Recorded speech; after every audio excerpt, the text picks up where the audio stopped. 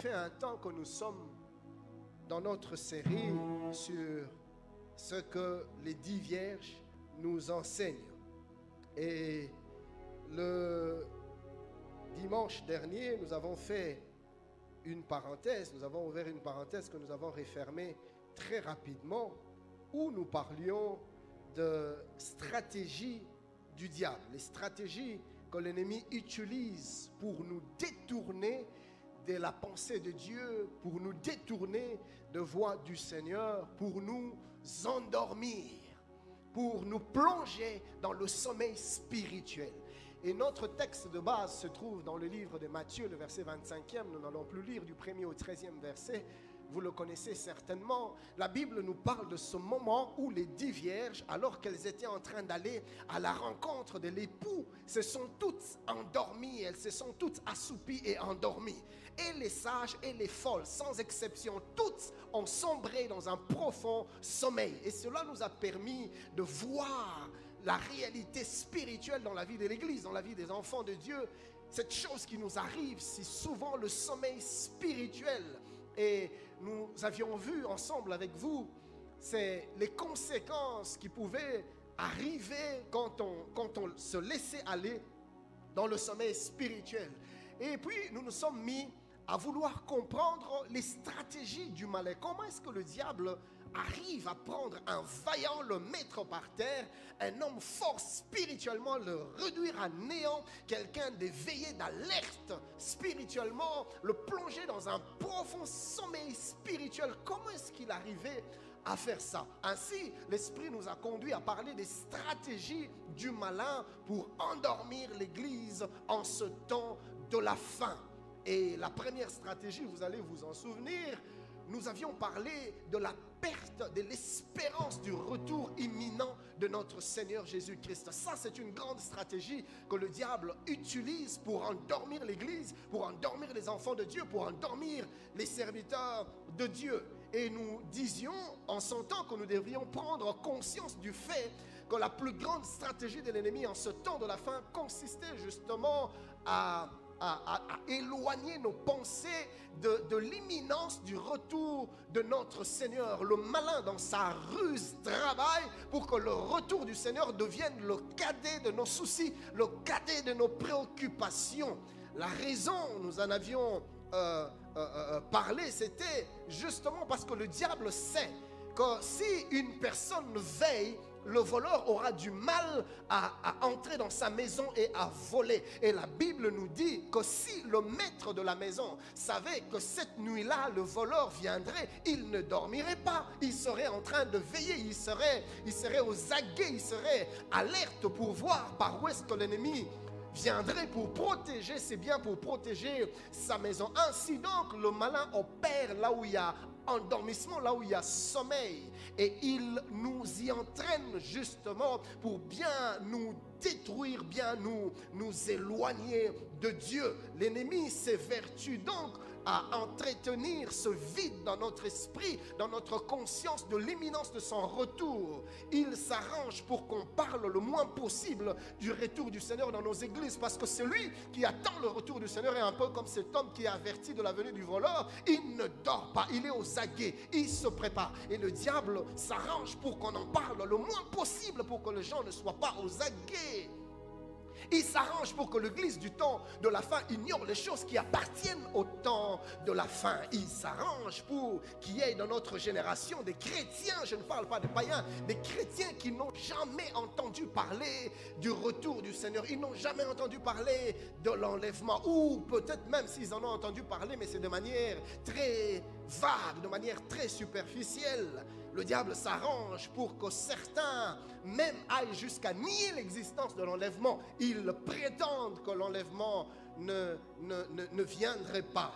Et quand nous voyons la Bible, les Écritures nous montrent comment est-ce que les disciples de l'Église primitive ne vivaient que pour ça. Ils ne vivaient que pour le retour du Christ. Ils soupiraient après son retour. Ils priaient pour que ce retour vienne vite. Et ce qui est intéressant, c'est de voir comment est-ce que non seulement qu'ils soupiraient après le retour du Seigneur, mais comment est-ce que le retour du Seigneur était comme un guide autour d'eux. C'est-à-dire qu'ils alignaient toute leur vie par rapport à son retour. L'espérance du retour glorieux du Seigneur Jésus-Christ conditionnait leur mode de vie, la manière avec laquelle ils attendaient le retour du Seigneur, déterminait leur conduite, déterminait leur choix, leurs décisions. Ils ne faisaient pas n'importe quoi, ils n'allaient pas n'importe où, ils ne fréquentaient pas n'importe qui. Pourquoi? Parce qu'ils étaient constamment en alerte. Le retour du Seigneur, l'attente du retour du Seigneur a conditionné leur vie. Et cela nous a permis de dire ceci: plus tu as conscience du retour du Seigneur, plus tu te prépares à le rencontrer.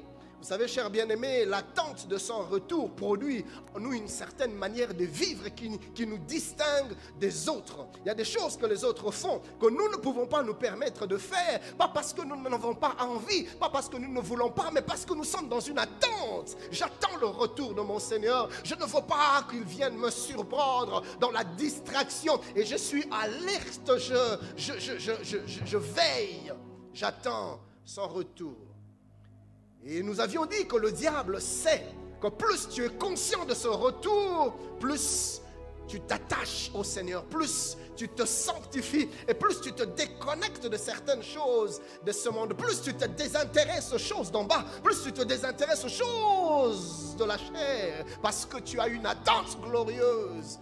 Et même les épreuves du temps présent ne te perturbent pas. Les souffrances de la vie présente ne te perturbent pas. Selon qu'il est écrit dans la parole, la gloire, les souffrances du temps présent ne seront être comparées à la gloire à venir. Quand je regarde la gloire à venir, je minimise les épreuves du temps présent. Je ne me laisse pas aller, je ne cède pas aux tentations, aux sollicitations du monde, de la chair et du diable. Parce que j'ai les yeux rivés sur l'espérance, la gloire qui arrive. La conscience du retour de Christ conditionne toute ma vie, toute notre vie. Et cela a été le cas pour les chrétiens du premier siècle. Et l'ennemi justement s'arrange pour qu'on perde cette conscience. Et vous allez remarquer que même dans nos prédications en ce temps-ci, on parle plus de choses de la terre que de choses du ciel. Nous vivons dans une génération où on a réduit la bonne nouvelle de Christ en des biens matériels, en des choses terrestres, les voyages, le mariage, le travail, toutes ces choses, c'est bien, je ne suis pas contre. Mais il se fait que dans notre église, on s'est tellement focalisé vers les choses d'en bas qu'on a oublié la chose la plus importante qui puisse arriver à un enfant de Dieu, la rencontre de son Sauveur, la rencontre de son Seigneur.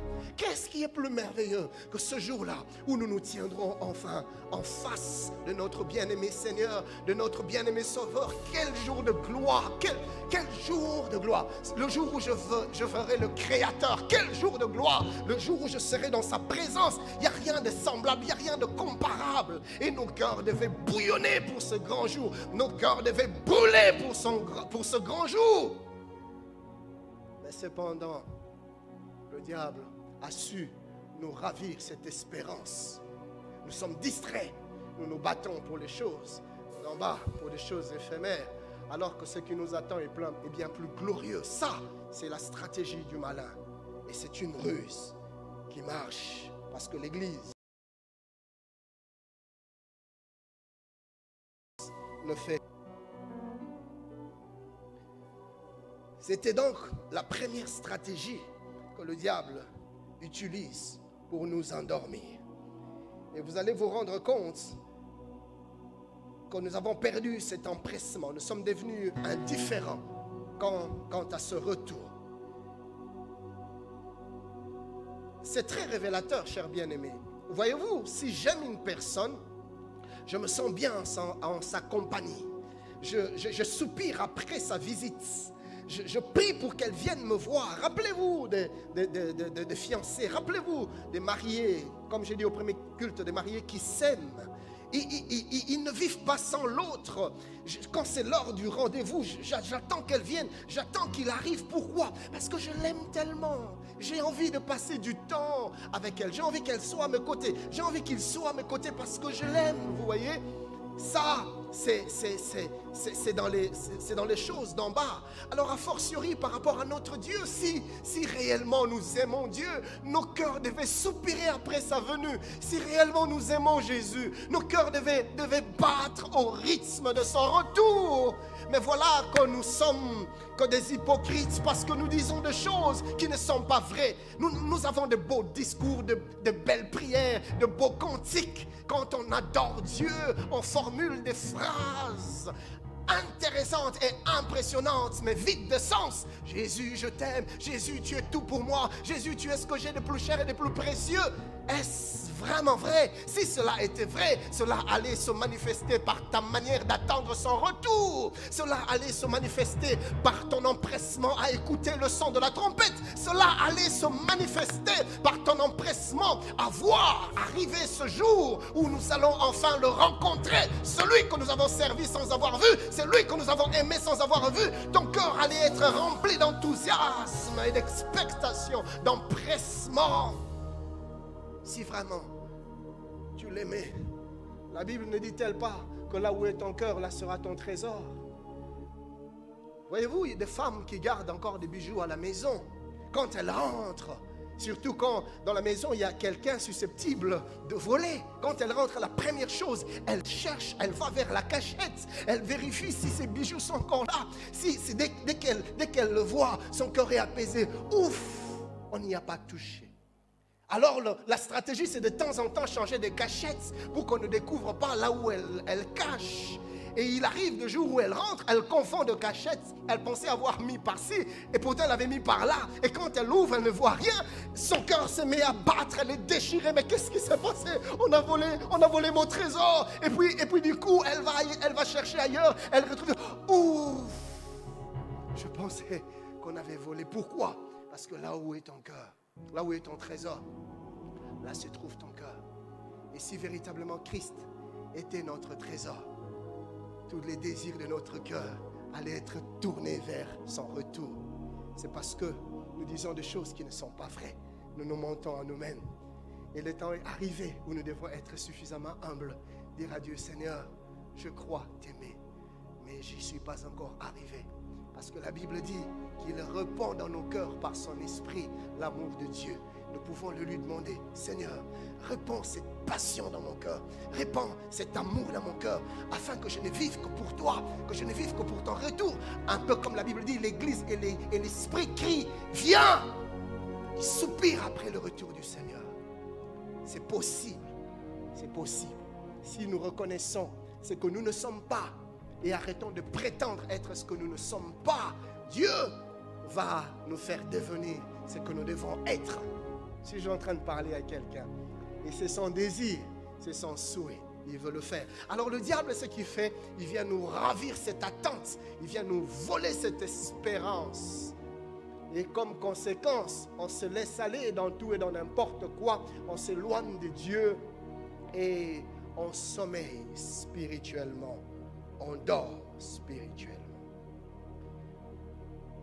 Nous voler l'espérance glorieuse, telle est la première grande stratégie que le diable utilise pour endormir l'Église, plonger les chrétiens dans le sommeil spirituel. Je voudrais nous dire 2-3 choses autour de la stratégie avant d'entamer la deuxième stratégie. Par définition, une stratégie est un ensemble de manœuvres ou d'opérations habiles en vue d'atteindre un but précis. Une stratégie se définit aussi comme la manière d'élaborer, de diriger et de coordonner des plans d'action afin d'aboutir à un objectif déterminé, programmé sur le court, le moyen ou même le long terme. Et nous devons savoir que notre adversaire, le diable, ne navigue pas à vue. Il sait là où il veut aller. Il a des buts qu'il veut atteindre. Et il fonctionne avec des stratégies bien élaborées, bien coordonnées, parce qu'il veut atteindre des objectifs clairement définis et établis dans son esprit. Et par rapport à l'Église, son plus grand objectif, c'est de nous affaiblir, c'est de nous endormir, c'est d'endormir le maximum de chrétiens et les plonger dans le sommeil spirituel. Lisez avec moi ce que l'apôtre Paul dit dans 2 Corinthiens 2:11. Je vais lire la version Alfred Cohen, 2 Corinthiens 2:11. La Bible dit: car il ne faut pas que ce soit Satan qui prenne l'avantage de la situation et qui finalement, par ses ruses, remporte la victoire. Nous ne connaissons que trop bien ses manœuvres et ses desseins. L'apôtre Paul dit que nous connaissons ses stratégies, nous connaissons ses manœuvres, nous connaissons ses desseins. Le but, c'est de nous avoir par la ruse, de nous avoir dans ses pièges, dans ses stratégies. Et il dit dans Éphésiens 6:11, revêtez-vous de toutes les armes de Dieu afin de pouvoir tenir ferme contre les ruses du diable.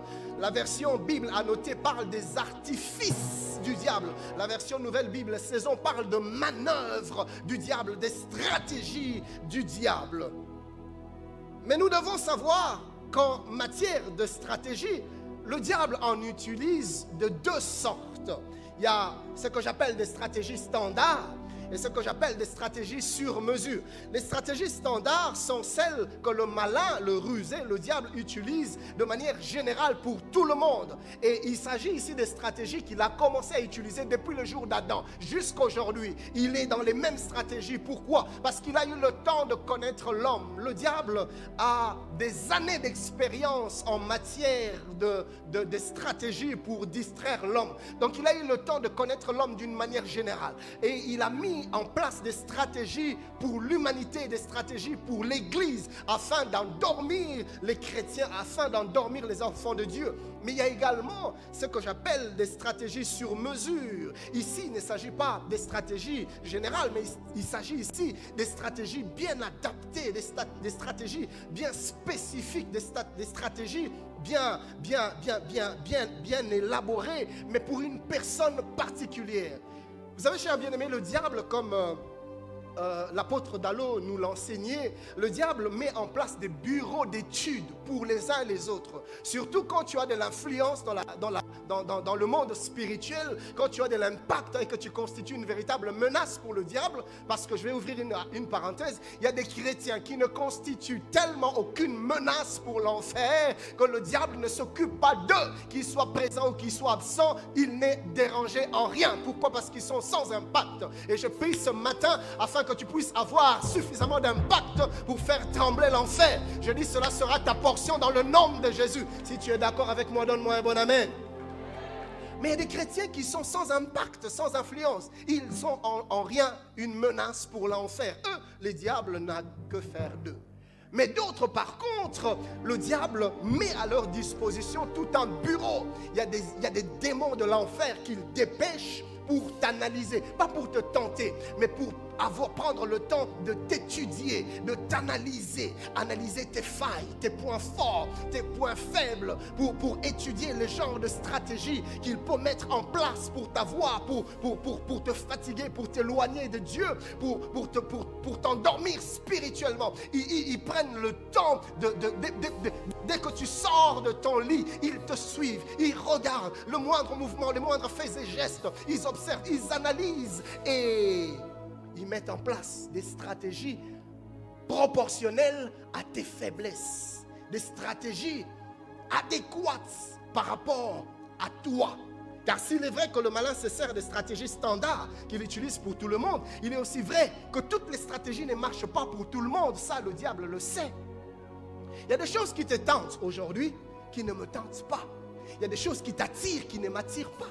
Et il y a également des choses qui me tentent, qui m'attirent, mais que toi, qui n'ont aucun effet sur toi. Et le diable prend le temps de voir qu'est-ce qui l'intéresse lui, qu'est-ce qui l'attire lui. Il est tenté par qu'est-ce qui le bouge. Et dès qu'il le trouve, c'est fini. Il commence à monter des stratégies. Raison pour laquelle il prend le temps de nous étudier, de nous analyser et de mettre en place des stratégies sur mesure. Et ainsi, Pour certains, l'ennemi passera, par exemple, par la gloire et par le pouvoir, un peu comme le roi Osias. Il y a des gens, il y a des personnes qui ne savent pas gérer la gloire. Ils ne savent pas gérer le pouvoir. C'est-à-dire, dès l'instant que Dieu le bénit, que Dieu lui donne un peu de gloire, c'est fini, il est parti. Si vous lisez avec moi le livre de 2 Chroniques, le chapitre 26e, le verset 16e, la Bible dit, mais lorsqu'il fut, on parle d'Osias, mais lorsqu'il fut puissant, son cœur s'éleva pour le perdre. Il pécha contre l'Éternel, son Dieu.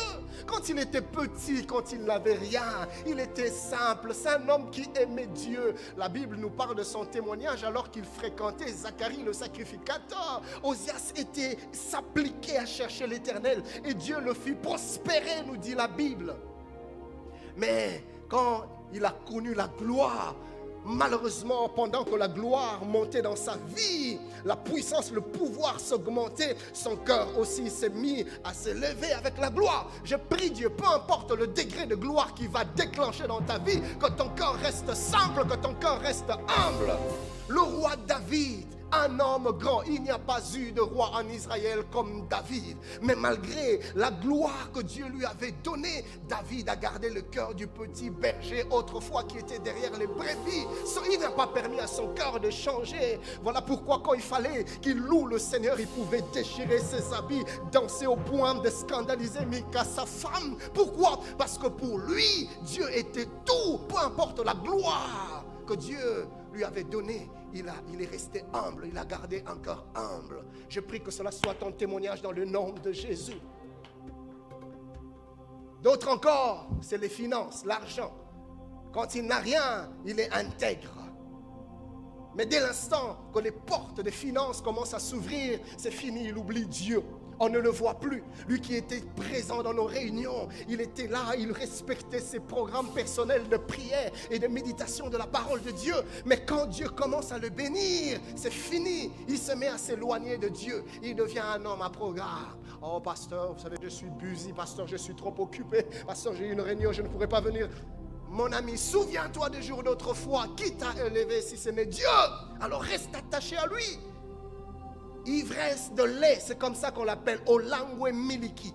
Et tu me parles de quoi? Tu avais $50 peut-être autrefois, et c'est parce qu'aujourd'hui on te paye $500. C'est quoi? C'est ça que tu appelles l'argent?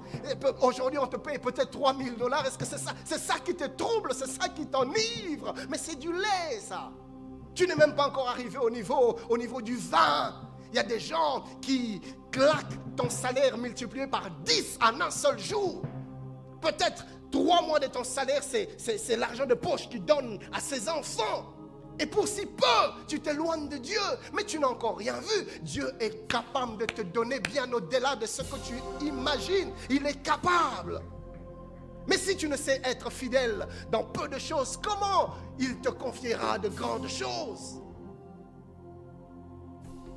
Le diable sait nous étudier. Il y en a d'autres, peut-être c'est la célébrité. Autrefois, tu étais un parfait inconnu. On ne te connaissait pas. Mais aujourd'hui, tu ne passes pas inaperçu. Dès que tu sors, tu n'as pas le temps de te présenter. Tout le monde te connaît. Vous voyez? Mais c'est rien du tout. On te connaît peut-être encore sur ton avenue, ou dans ta commune, ou dans ta ville, ou même dans ta nation. Mais Dieu est capable de te donner une célébrité à l'échelle internationale. Et quand cela arrivera, que feras-tu? Si déjà maintenant, tu ne sais pas gérer la célébrité. Le succès dans les entreprises, pour d'autres, les femmes, c'est peut-être des beaux-arts, des hommes qui parlent bien, qui présentent bien. Et le diable sait, le diable connaît exactement devant quel genre d'homme, quel type d'homme tu trembles. Quand tu le vois, tu perds ton contrôle. Les mots commencent à se mélanger dans la bouche. Tu perds tout, tu trembles, tu bégayes. Oui, il y a des gens comme ça. Et le diable voit, il sait, lui, je sais, elle, je sais comment la voir. Et il t'envoie ce type d'homme, pas pour t'épouser, mais pour te distraire. C'est un homme marié. Et c'est fini. Tu te laisses aller. Et tu perds ta communion avec le Seigneur. Et te voilà dans le sommeil spirituel. Et le diable le sait. Et même quand tu montes là, tu fais des prières, tu montes, lui, il n'est pas intimidé. Il dit, Naebi, je sais comment la voir. Kalamingité. Et dès que tu commences à monter spirituellement, il commence à t'envoyer ce genre de personnes. Et te voilà comme un feu de paille. Point de départ. Ou encore si tu es un homme, le diable sait les genres de femmes qui t'impressionnent. Les genres de femmes devant lesquelles toi tu ne tiendrais pas. Il sait, il te voit, il t'observe, il t'analyse. Voilà pourquoi, cher bien-aimé, permettez-moi que je parle un peu à la congolaise.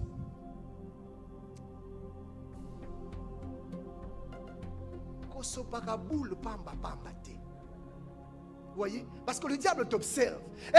Bon, il y a des francophones qui suivent.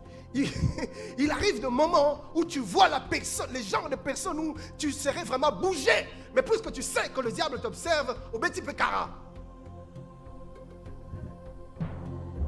Alors là, tu le confonds.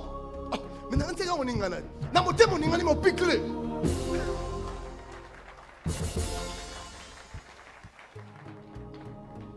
Salomon était un roi que Dieu avait béni. Mais le diable avait su identifier sa faiblesse. Et il a mis en place les stratégies pour qu'il tombe dans le sommeil spirituel. Lisez avec moi le livre de Rois. Un roi, le chapitre 11e. Du 1er au 11e verset. La Bible dit, le roi Salomon aima beaucoup de femmes étrangères. Outre la fille de Pharaon, des Moabites, des Ammonites, des Édomites, des Sidoniennes, des Étiennes, appartenant aux nations dont l'Éternel avait dit aux enfants d'Israël, vous n'irez point chez elles et elles ne viendront point chez vous. Elles tourneraient certainement vos cœurs du côté de leur Dieu. Vous voyez, ici Dieu ne dit pas ça se pourrait qu'elles tournent vos cœurs loin de moi. Non, Dieu ne dit pas c'est probable. Dieu dit certainement. Ce fut à ces nations que s'attacha Salomon, entraîné par l'amour. Il eut 700 princesses pour femmes et 300 concubines. Et ces femmes détournèrent son cœur. À l'époque de la vieillesse de Salomon, ces femmes inclinèrent son cœur vers d'autres dieux. Le diable savait que si je veux l'incliner vers les idoles, je connais la stratégie. J'ai eu le temps de l'étudier. J'ai mis en place des stratégies sur mesure rien que pour lui. Je veux lui envoyer les femmes. Et elles inclinèrent son cœur vers d'autres dieux. Et son cœur ne fut point tout entier à l'Éternel son Dieu, comme l'avait été le cœur de David son père. Salomon alla après Astarté, divinité des Sidoniennes, et après Milcom, l'abomination des Ammonites. Salomon. Et il ne s'est pas limité là. Le verset 6, la Bible dit, et Salomon fit ce qui est mal aux yeux de l'Éternel, et il ne suivit point pleinement l'Éternel comme David son père. Alors Salomon bâtit sur la montagne qui est en face de Jérusalem un haut lieu pour Kémosh, l'abomination de Moab, et pour Moloch, l'abomination des fils d'Ammon, en face de Jérusalem. À Jérusalem, c'est là où il y avait le temple de Dieu.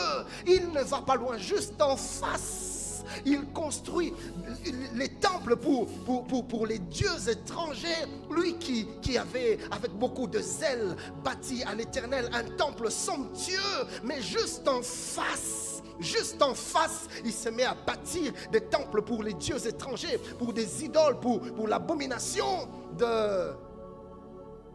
des fils d'Ammon et des fils de Moab. L'argent que Dieu lui avait donné, il les prend, il se met à construire les temples pour les idoles. La richesse que avec laquelle Dieu lui avait béni, c'est cette richesse-là qu'il prend pour construire des temples aux dieux étrangers. Pourquoi? Parce que le diable a étudié sa faiblesse.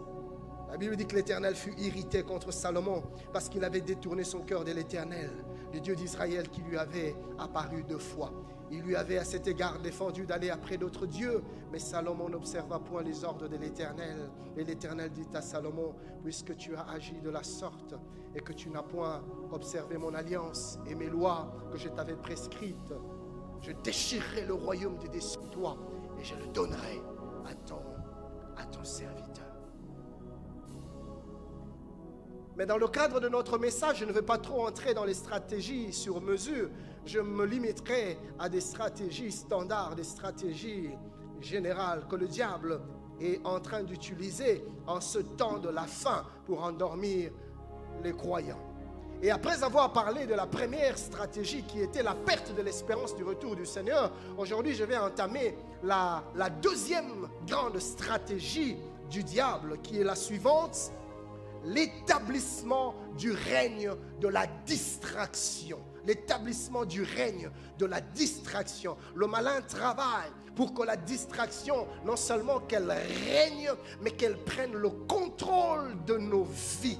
Par définition, la distraction n'est rien d'autre que le manque d'attention habituelle ou momentanée aux choses dont on devrait normalement s'occuper, l'esprit étant observé par un autre objet. Une autre définition dit que la distraction, c'est quand l'homme laisse son attention porté vers une chose à laquelle il ne devait pas en ce moment-là. C'est-à-dire quoi? Que tu devais être focus sur une chose, tu devais te concentrer sur une chose, mais quand la distraction vient, la distraction détourne ton attention de ton focus, la distraction détourne ton attention des objectifs du moment et te tourne vers une chose qui ne devait pas être prioritaire en ce moment-là. Des choses qui captivent ton attention et qui commencent à occuper ton temps de manière excessive au point de préjudicer les autres aspects de ta vie. Des choses pas importantes, mais qui te prennent tellement de temps au point que les choses importantes s'en trouvent préjudiciées. Et tu passes à côté des buts, tu passes à côté des objectifs, tu passes à côté de ta destinée. La distraction, chers bien-aimés, peut être dangereuse et même mortelle. Que des accidents sur la route à cause de moments d'inattention, à cause de moments de distraction. Que des décès sur le lit d'opération parce que le médecin a eu un moment d'inattention et il a coupé quelque chose qu'il ne devait pas couper et la mort s'ensuit. Distraction. La distraction, c'est quand l'esprit de l'homme est absorbé dans autre chose que l'essentiel. La distraction peut aussi se définir dans sa forme la plus évidente, dans sa forme bien connue de tous, le divertissement. Parler de divertissement, c'est parler des amusements, des loisirs. Et nous devons savoir que les divertissements ne sont pas mauvais en soi, écoutez-moi bien. Mais c'est quand ils commencent à prendre trop d'espace dans notre temps qu'ils deviennent nuisibles. Notez ces deux vérités. La première est la suivante. La manière dont nous utilisons notre temps nous donne la révélation de choses que nous estimons importantes dans notre vie. La manière dont nous utilisons notre temps nous donne la révélation des choses que nous estimons importantes dans notre vie. Car quand on accorde du temps à une chose, c'est qu'on l'estime importante.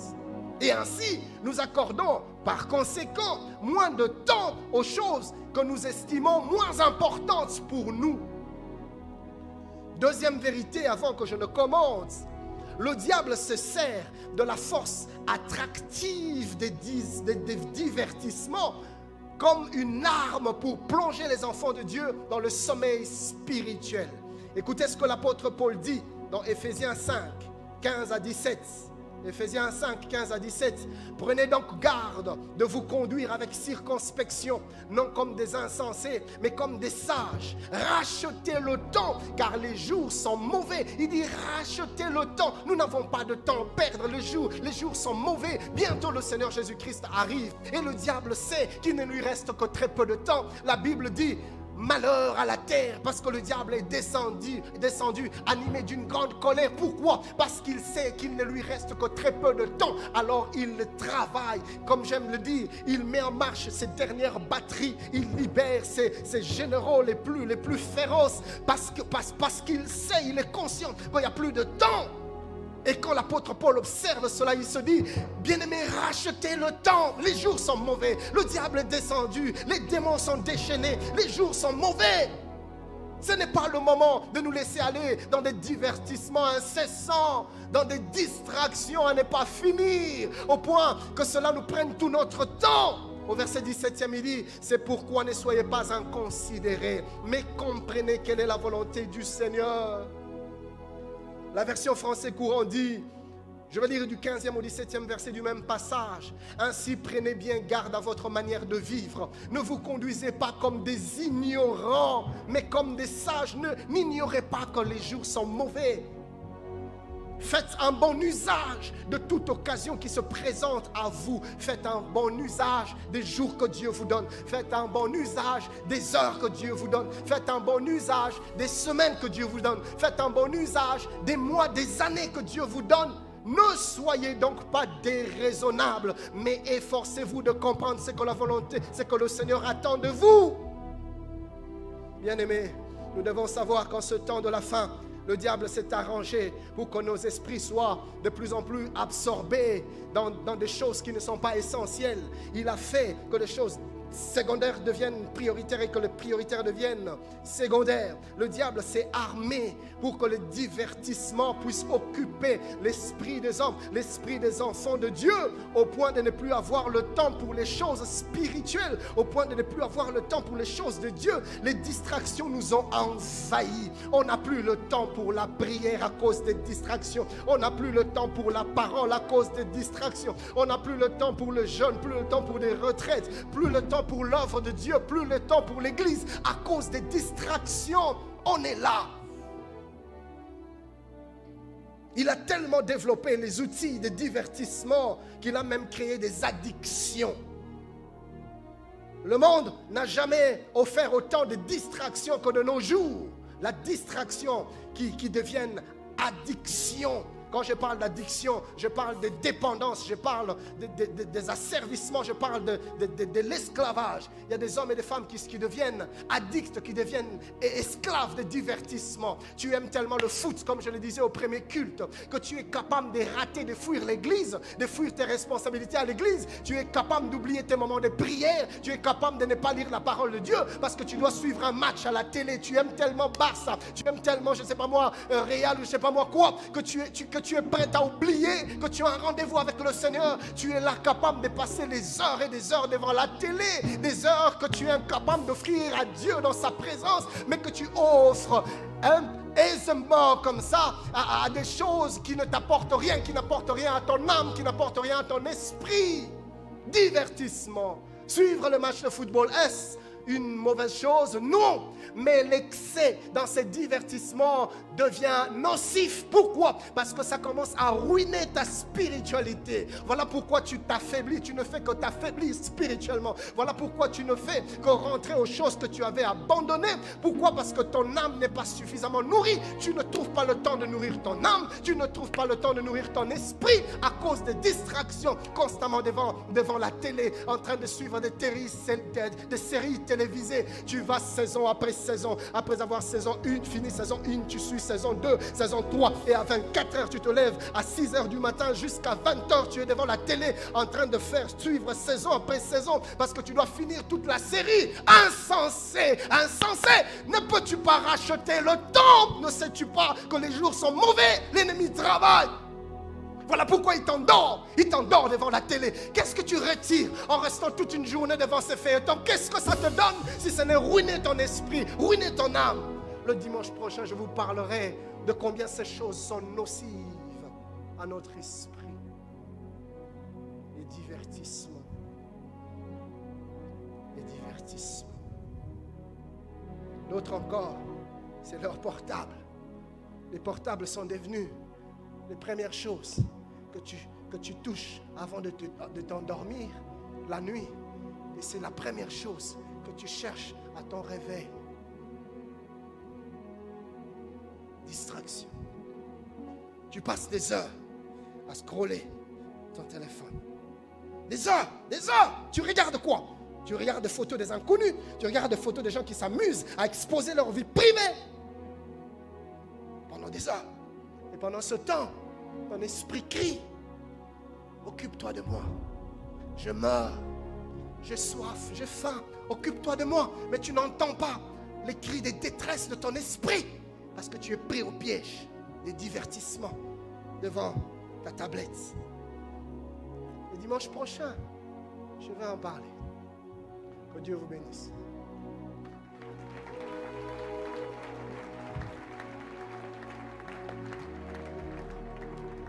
Bien-aimés, nous sommes tous debout dans la présence de Dieu. Croyez-moi, mes amis, mon but n'est pas de nous culpabiliser, mais mon but, c'est de nous sortir du sommeil spirituel. Et vous savez, frère, suivez-moi un moment. Il y a des gens qui ont un sommeil léger. Il suffit que tu l'appelles ou que tu fasses un petit bruit, il se réveille. Mais il y a des gens qui ont un sommeil profond.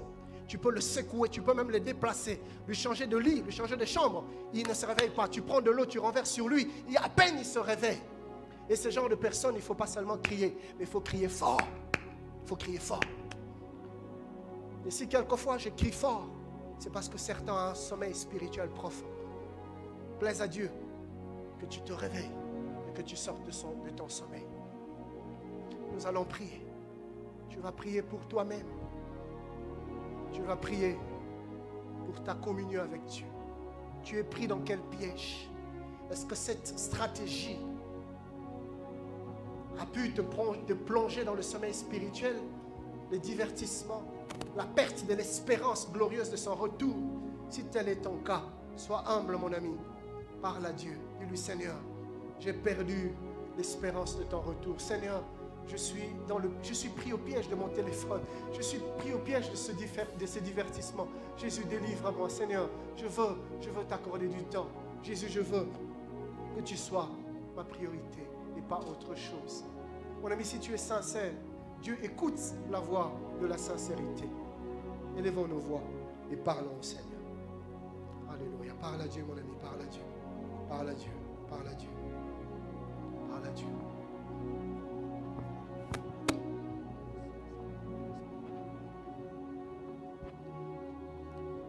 Alléluia. Est-ce que tu peux parler, s'il te plaît? Après un tel message, il faut réagir. Prie, prie, prie, parle au Seigneur. Ne murmure pas, parle à Dieu. Parle au Seigneur, parle au Seigneur, parle au Seigneur. Parle au Seigneur, parle au Seigneur. Qu'est-ce qui a remplacé Dieu? Qu'est-ce qui, petit à petit, commence à prendre la place de Dieu? Qu'est-ce qui commence à éteindre la vie de Dieu?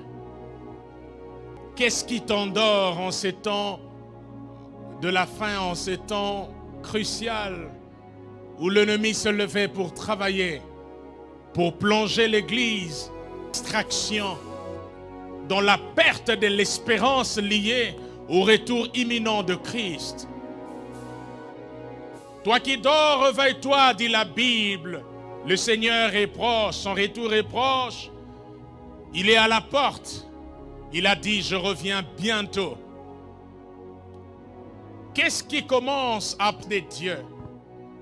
Quel est ce divertissement à la longueur des journées qui absorbe l'ardeur que tu avais autrefois, la soif de Dieu que tu avais autrefois? J'aime quand Paul, priant pour les Thessaloniciens, dit « Je rends grâce à Dieu et je ne cesse de faire mention de vous dans mes prières. » Et il dit ces trois choses, mais rappelant l'œuvre de votre foi, la fermeté de votre espérance et le travail de votre amour pour Christ. J'aime quand il dit la fermeté de votre espérance.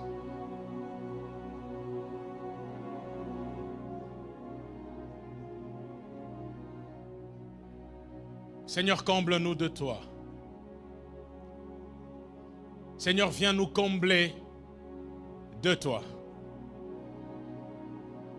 Ces temps est difficile, c'est vrai, mais nous voulons porter le regard sur le but. Seigneur, je prie pour mes bien-aimés et pour moi-même. Ces choses sont tellement vraies, elles nous concernent tous. Seigneur, donne-nous de rester éveillés.